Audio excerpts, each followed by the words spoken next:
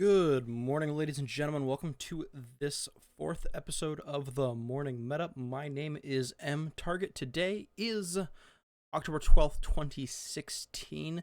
If you are watching this live, apologies for the retake. And if you are watching this elsewhere, apologies for this going up a little bit late. We had some technical difficulties with the first recording due to Windows deciding that it needed to download and install an update mid show. Though it was nice that it only took, it 10 minutes to totally crash my computer. Shoutouts to Microsoft, you the MVP. With that said, you're here for esports news, not what's going on with my technical difficulties, so let's get right into it. Once again, as we start with League of Legends, and obviously not a whole lot going on, as most of the relevant pro players right now are on their way, were on their way, and now are in Chicago, prepping for the quarterfinals of the World's Championship Series, whatever League of Legends World Championships, I think is the official title in the correct order. But that'll be going on Friday and Saturday, and that should be good fun to watch. Currently, though, you've got Road, who is suspended for a game and was fined for misbehaving in solo queue. Although, I guess technically it's dynamic queue because solo queue doesn't exist right now, but you get the point. And he told Forgiven to die. He claims that he was telling Forgiven to get ganked, but it doesn't look that way, buddy. Sorry. It just, it looks bad. So, he's going to be suspended for a game. Whoopsie. And he's going to deal with it. And let's see what else is happening. All right, Liquid is sick. So, Albus Nox is hoping that they're support will be healthy come Friday. And then the rest of the drama in League of Legends comes from the fans and for all of those teams that are out. So in North America, you have the dumpster fire that is TSM fans versus the world.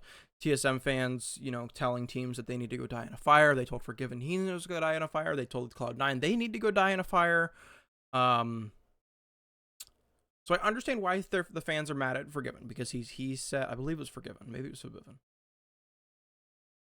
It's Forgiven. I said Forgiven the first time. I was more certain of it 20 minutes ago when I first started the show. But anyways, he tweeted out, that he saw the TSM guys going out to the bar at like 4 a.m. To which I say, why are you going out to the bar at 4 a.m. when you've got games that day? Really, what are you doing?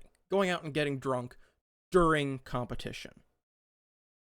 Even Smite, which had some of the worst behavior when it comes to pro players and not getting drunk, because pro players got drunk far too often in Smite. Even their players are able to take 2 or 3 days off before they get knocked out when they're at a LAN event. Come on, if they can do it, you should be able to do it. You get paid a whole hell of a lot more. Really, that's all there is to it. You are literally getting paid to perform these 2 days, 3 days. You play 2 days the first weekend, and you play one day the second weekend. That's maybe 5 nights of you've got to behave.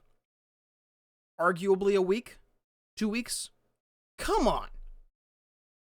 Especially because you're TSM. You're in Los Angeles. It's not like you're somewhere foreign. You are in the... Anyways, TSM fans were very, very unhappy. Not with the fact, they were mad that their team lost, but they were more mad that Cloud9 advanced and not TSM. That's literally the only reason that's Cloud9's fault, is because Cloud9 played well enough. And when I say well enough, they actually had the same record as TSM. They were just in a group that was a little bit more lopsided in the regards of that, then still let them take second. And Cloud9 had no impact whatsoever on TSM.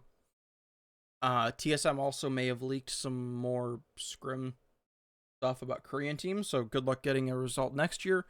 And then there were some remarks that their coach made that was just that did not end well for them either. So Team Solo mid, probably not a great place to be right now as a fan. And really, in general, though, the fans acting the way that they're acting, not good. Not a good look for League of Legends or TSM as a whole. Like, you need to understand, if you are one of these fans, that this is why people don't like you. TSM fans always complain, why don't people like TSM? Why don't people like TSM fans? Because you act immature and tell people that they need to go die in fires. Come on. I'm not going to like you if you tell me to go die in a fire, because I don't want to go die in a fire. It's that simple. Think about it. Do you want to be told to go die in a fire? Would you like somebody that told you to go die in a fire? Didn't think so. But what do I know? All right. Decent amount. Also, there was some, not really drama, but it was interesting to see teams, or not teams, but regions, and how they feel about going into quarterfinals, because every region has something to be frustrated with, except for wildcards. They're loving it, although they're concerned about Liquor being sick. So there's that. Europe is a little bit shocked that H2K managed to make it through. And I mean, hey, H2K managed to win their group, which I think is absolutely ridiculous, but hey, props to them. And then, of course, Europe is still going, what happened to G2? And the answer is they went 0 in G2 like they always do. They ended up going 1-5. They did play, slight spoiler, to Albus Nox. Albus Nox, if they had managed to defeat G2, would have had a record such they would have taken first in their group, which would be interesting, because then we would have seen them playing somebody else due to the group stage or the quarterfinals polls, but I digress. And Splice went, 1-5 as well. Rough managing expectations, all that jazz. China, 2 teams each took second. Rough time, but they made it out. Korea, yay, all three of our teams took first. Why are the Rocks, Tigers, and SKT playing each other semifinals most likely? Because they played each other for World's Finals last year, and they're on the same side of the bracket this year. A lot of people don't understand that. Don't understand why. And I understand why it happened, and I understand how it happened, but a lot of people, particularly Korean fans that I have talked to, don't like it or don't understand it. And to that, I understand completely. LMS, Taiwan. Whew! Fans are not happy. Fans, apparently, a lot of the complaints are that the coaches did not instill the fire in the players to play like they had nothing to lose. Because guess what? When you're in group stages, you have nothing to lose. If you don't take top 2, you're going home. End of story. That's how Worlds works. It's that simple. If you do not take top 2 in your group, you are going home. End of story. You are going to be bottom 8. How it is. So, it was interesting to see. I would like to see, I can still say that I would like to see more diversity in League of Legends in terms of Worlds moving into quarterfinals, because you do have 5 teams are China and Korea. But then the other 3 teams are each from their own region. Russia/CIS, Europe, and North America. Now, you've still got South America, INTZ, they lost. You've got Taiwan, they lost. Australia didn't make it out of wildcards. Japan didn't make it out of wildcards. So, Turkey didn't make it out of wildcards. But it's decent. But you still have 5 teams from 2 regions playing. So, it'll be interesting to see what happens this weekend. I'm going to say the game to watch has to be H2K versus and Albus Nox. But we'll get to that on Friday, because games don't happen before then. I hope, if I'm wrong. Oops, sorry. Moving on, though, because that's really all that there is in terms of news. Because, again, everybody's transitioning to Chicago. Dota. We saw... talked about it on Monday a little bit. We saw a bit of a dumpster fire involving Team Secret, Eternal Envy, and all that jazz. So if you missed it, the very short version is that Eternal Envy wrote a blog post, a massive manifesto. Like, if you're a League of Legends fan, this is like CLG Link big. Remember that like massive document that he wrote? Yeah, this is longer than that. If you're not familiar with it, let's just go with calling it a novella and expose, all that jazz all wrapped in one. It was massive. It claimed that Team Secret did not pay him. It claimed that Team Secret did not pay his teammates. It claimed that Team Secret took money from him that they owed him as well. Just on top of then it also being a bad environment. So there are two issues that he brought up. One, Team Secret management, Kamal, all that stuff. On the other hand, Puppey. And so we're going to address these two separate points. We'll start with Puppey because that's the one that Reddit has really latched onto. Sure, it's created some great spicy memes. So, you know, if you want to see some hilarious meme stuff, go ahead, check out Art Dota 2. But I mean, it's a little bit rough too. So we'll talk about that first. So the way that Eternal Envy took the situation, the way that he interpreted, the way that he felt, everything else was that Puppey was a little bit too aggressive as a captain. Things were a little bit too emotional, and Puppey promoted violence a little bit too much. You know, he said that Puppey told people to fight each other. He told people to fight him, going to blows, and he didn't like that. Now, Weehaw tweeted that because in this manifesto he did mention, you know, Puppey telling Weehaw to fight him or Weehaw to fight somebody else. I forget the specifics, but Weehaw was mentioned as a victim. Weehaw said that his time with Secret actually strengthened him as a person and a player. He said that it strengthened him as far as that is concerned, and to that I say thank you for putting yourself out there, because there is absolutely nothing that I have seen from Puppey or Secret that has been released yet. And as the two main entities that are being targeted here in all of this drama, somebody needs to come out and say something. Like, really, somebody, please say something. Even if it's, we are working on a statement, or no comment, or those statements are categorically false, or something. Say something. It looks worse when you don't even try and deny it. Because really, when there is no denial from the team, the org, or the players, or from anybody, it looks significantly worse. As the media's job is to try and piece it together, but when they can't get comments, which I haven't seen anybody been able to get a comment from them yet, when they can't read a statement, when there's nothing from them, there is nothing that they can do other than go off of what EE has written, what EE has tweeted, what Misery has said, what Misery has tweeted, what Weehaw has said, what Weehaw has tweeted. Sure, you've got guys like Malk and other people that are at the edge of the situation because they've known these players for a long time, but, you know, Malk said, I cannot comment on the situation, but I feel that the character assassination of Puppey is unacceptable. What I'm getting out of that is he doesn't actually know what happened, but he thinks that the fact that everybody's crucifying Puppey doesn't need to be happening. That I agree with. You need to take what EE said, take what the other guy said, and say, okay, can I still support this team? Yes, no, move on.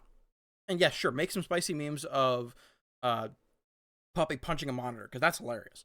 But don't just take this one skewed, you know, breakup letter, because that's pretty much what it is Eternal Envy being hurt in this relationship and breaking up with Team Secret and breaking up with Puppey. That's what that is. It's a public breakup letter. Don't take that and let that color your entire opinion of the player, of Puppey. Sure, it can color your opinion of him, but don't let it take up and cloud your mind. You know, don't let it, I don't know, I was going to make a Star Wars reference and decided against it. So don't let that happen, but do let it inform you. You know, Secret, you know, EE said they didn't pay me. We didn't have contracts. We didn't. To which I say, dude, like, everybody should know by now. Just do not start playing for an organization without contracts. In the last 2 months, I can think of at least 4 instances where players or orgs, both, and casters have all gotten screwed because either players didn't sign their contracts, because orgs didn't write up contracts, or because casters didn't, again, sign contract or whatever, where people went, oh no, it's okay. It's a verbal contract. It's, we agreed to it. It's whatever. No, that's not how it works. Especially when you're dealing with, oh, well, so-and-so said so. Yeah, but in what country? At least a written contract, you can take that and say, you can take that to a lawyer and make something happen of it. Now, really, there are plenty of lawyers who have said that they will skim a contract for free. And there are several esports attorneys that, from my understanding, have good rates as well. So consider, or there are attorneys that are in esports as well that have good, reasonable rates and will look over contracts. Contract law does not require you to understand anything about esports. I can walk into town. Oh, okay, I can't walk. I'm a little bit too far away. But I can go into the city to a lawyer and say, here's a contract that stipulates that I have to, play for a team. I have to stream. I have to fulfill my sponsorship requirements, appear in ads, whatever. And in return, they will pay me XYZ. Whether that be, sponsorship cut, whether that be prize cut, and whether that be salary. And the lawyer can look over the agreement and say, yes, this is fine. No, this is not, or whatever else. They may have to ask you some questions about if some of certain things are reasonable, but that lawyer doesn't have to know anything about the game at all. They don't need to. All they need to know is what the contract says. That's all that you need to know is what the contract says. And everybody's saying, oh, but the player shouldn't have to worry about that. Yes, they should.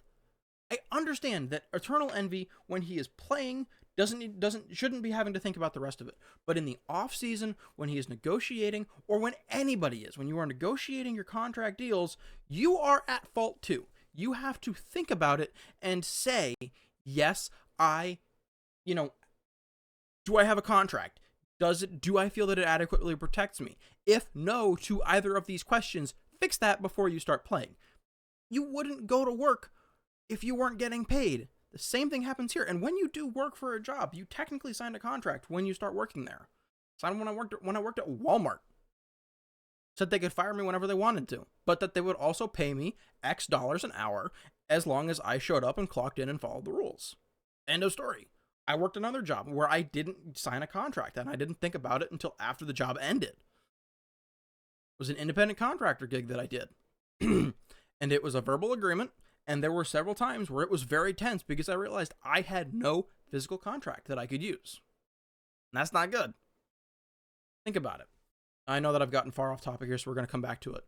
Actually, not that far off topic, because we're still talking about contracts. Misery also wrote a blog post corroborating what Eternal Envy said. In this blog post, he pretty much said that he was owed a lot more money than Eternal Envy because he hadn't chased down the owners quite like Eternal Envy had, but he was owed a lot of money, to which I say, dude, why were you still playing for them? Like, there's a point at which you need to say, where's my money? Speaking of where's my money, how did, like, I don't understand. I mean, I do understand, but I can't believe, the players were told, hey, why don't we do contracts? Why don't we, or not contracts, why don't we do sponsorships? Oh, because you don't want those sponsors. They're bad sponsors. Oh no, they're not a good fit. Oh no, but then they end up getting sponsored by Nvidia, 100 terabyte, and EGB. I don't know what 100 terabyte was supposed to provide them because it was not mentioned. EGB was supposed to be cash. From what I understand, they never paid. To which I say, then why are they your sponsors? If they're not paying you, you're just throwing their name on your shirt for free. It's not a sponsorship. That's charity. And then lastly, Nvidia. Nvidia never sent us the gear. Nvidia didn't send us the cards. Again, then they're not a sponsor. Nvidia's, they're going to send us the 1080s instead of the 980s. Okay, when? Like, you're waiting so long. Nvidia, like... And I don't even know if anybody's reached out to Nvidia for a comment. Because the way that this all has gone, I wouldn't be surprised at all if Nvidia sent all of the gear to some address that Team Secret gave them and somebody turned around and sold them. Like, I wouldn't be surprised. I'm not saying that it's true, that that's what happened. I'm just saying I would not be surprised because of the way that all of these stories have panned out so far. So that's enough ranting about Dota. My apologies. It turned into a rant there for a little bit. Contracts, just they they're a touchy subject because I get it. A lot of people are kids. A lot of people don't get it. A lot of people don't understand the necessity of a contract.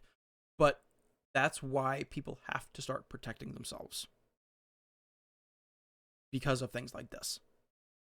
Especially now, because Eternal Envy burning these bridges, Team Secret is not the kind of organization that's going to go, oh, public opinion of us is so bad. He's right. We should pay him. They're going to go, well, don't care about that bridge anymore. Bye. And just stop talking to him completely. That's what we've seen from them with the Ebony blog post from last year. So, rip him. Drama. Moving on to Counter-Strike. No real drama in the esports scene. Kerrigan was actually very... he's not happy about it. I don't think anybody is ever happy about getting benched, but he certainly seemed to be a good sport about it. In the announcement video on Twitter of about Kerrigan getting benched, there is a video clip of a bench.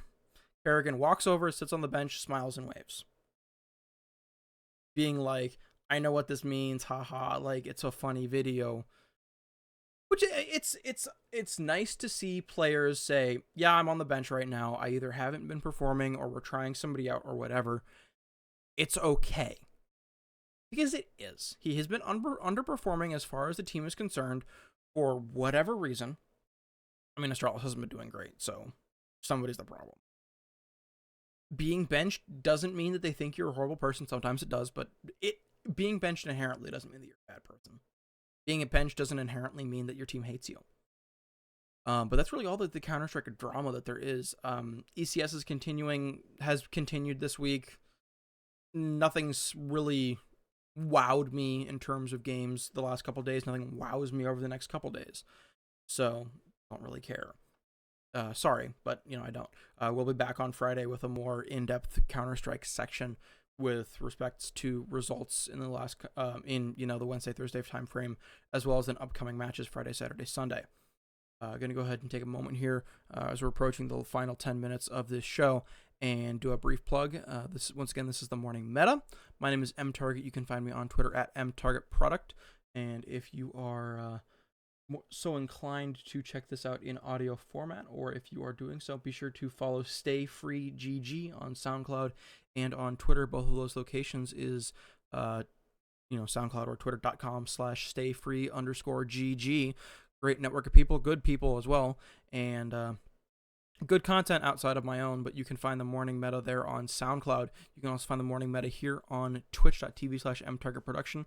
Starting with this episode, I will be uploading trimming all VODs and putting them up as videos, as well as you can still find them on YouTube on MTarget Production there, but that is not the channel link as we don't have enough subscribers on YouTube for that just yet. Once again, MTarget Production search Morning Meta on YouTube, search Morning Meta on SoundCloud, or just go to stayfree_GG on SoundCloud, and be sure to follow on Twitter, stayfree_GG and MTarget Product. So back to the news. The reason that the show was late in the first place this morning, I was busy watching the OG and Overwatch stream. One, Monty and Doa actually quite good at casting Overwatch. Props to them. Two, Korean Overwatch. Hell of a lot of fun to watch. Three, oh my god, Korean overlords have come to shooters. Not quite. And that's what I'm going to spend the last 5 minutes or so of the show is talking about that. Everybody's been concerned. Korea dominated League of Legends. Korea dominated StarCraft. But let's be honest, StarCraft has always been Korea's game. And Korea, even coming into Dota, they have no infrastructure. And they've still had some great runs.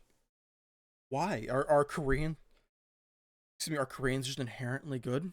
Are Koreans just automatically better? Are they the overlords of esports?